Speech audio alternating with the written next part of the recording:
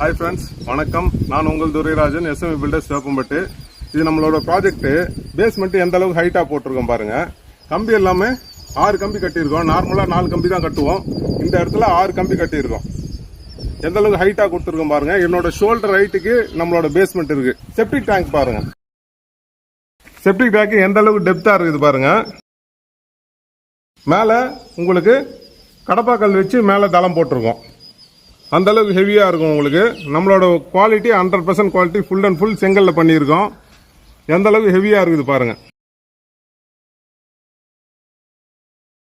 வடக்கு பார்த்த வீடு, நார்த் ஈஸ்ட் கார்னர்ல உங்களுக்கு போர்.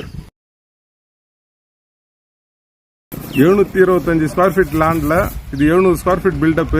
நம்மளோட பட்ஜெட் 32 lakhs. இது பட்ஜெட்.